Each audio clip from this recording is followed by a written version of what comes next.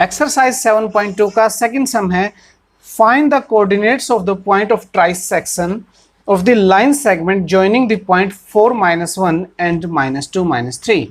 Question देखिए, find the coordinates, हमें निकालने हैं कोऑर्डिनेट किस पॉइंट के जो ट्राइसेक्शन करता हो। ट्राइसेक्शन मीन्स 3 इक्वल पार्ट में डिवाइड करता हो। Of the line segment joining the point 4-1 and -2 -3। तो पहले हम बना लेते हैं लाइन,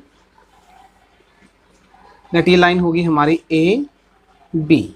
तो ए के कोऑर्डिनेट हो गए 4-1 और ये आ गया -2 -3। ये हो जाएगा हमारा x1 y1, ये हो जाएगा x2 y2। पॉइंट P है जो इसको ट्राइसेक्ट करता है। अब यहाँ पे एक चीज का ध्यान दीजिए कि पॉइंट की वजह पॉइंट्स लिखा हुआ है और ट्राइसेक्शन के 2 पॉइंट हो सकते हैं। एक पॉइंट तो देखिए इस तरफ हो सकता है P, ट्राइसेक्शन में 3 इक्वल पार्ट में करने वाला एक पॉइंट हो जाएगा ये Q। तो देखिए 3 इक्वल पार्ट हो गए हैं। अगर हम P के कोऑर्डिनेट्स निकालेंगे तो यहाँ पे तो 1 पार्ट रह गया और इधर पे 2 पार्ट्स हो गए। तो जो रेशियो होगा P के लिए वो हो जाएगा 1:2 और ऐसे ही Q के लिए करेंगे तो 2 इस तरफ हो जाएगा 1 इस तरफ हो जाएगा, तब M1 और M2 आपस में चेंज हो जाएंगे। तो हम फर्स्ट पॉइंट P के लिए कोऑर्डिनेट्स निकालेंगे, राइट। तो यहाँ पे लिखेंगे 4P, P के लिए कोऑर्डिनेट निकालेंगे। तो P के लिए कोऑर्डिनेट्स आप निकालोगे तो इसको हम मान लेते हैं x और y। तो x का फॉर्मूला लगाइए, क्या होता है, x का फॉर्मूला होता है m2x1 plus m1x2 divided by m1 plus m2। अब वैल्यूज रखिए और सोल्व कर दीजिए।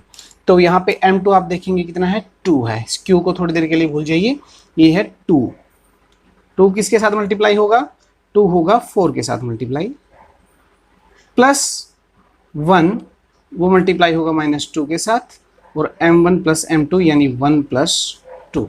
तो सोल्व करेंगे तो क्या आ जाएगा, 2 4 जा 8, 2 1 जा 2 और ये माइनस का है, divided by 2 + 1 3।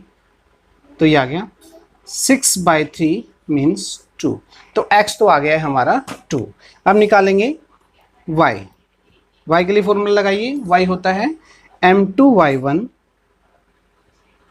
Plus m1y2 divided by m1 plus m2।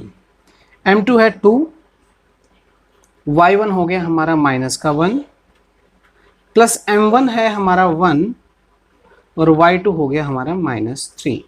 एक बार चेक कर लेते हैं, 2 के साथ -1 और 1 के साथ -3, 2 के साथ -1 और 1 के साथ -3 हो गया।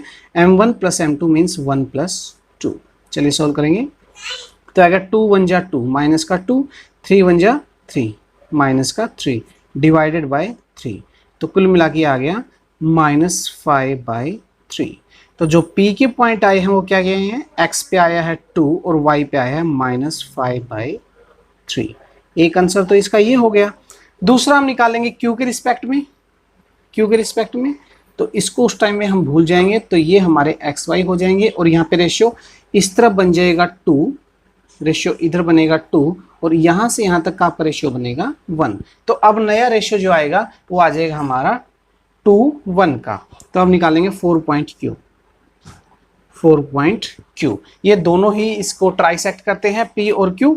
तो 4 पॉइंट Q, तो x का फॉर्मूला हो जाएगा m2x1 plus m1x2 divided by m1 plus m2। हम लिख चुके हैं, बार बार लिखने की आवश्यकता नहीं है। आप लिखना चाहें तो लिख सकते हैं, अदरवाइज आप डायरेक्ट कैलकुलेट भी कर सकते हैं।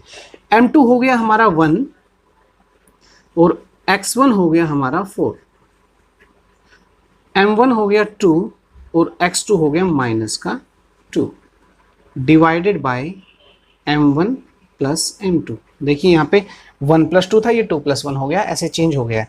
तो ये आ गया 4 1 जा 4, 2 2 जा 4 divided by 3। So this is 0। तो x की वैल्यू आ गई है 0।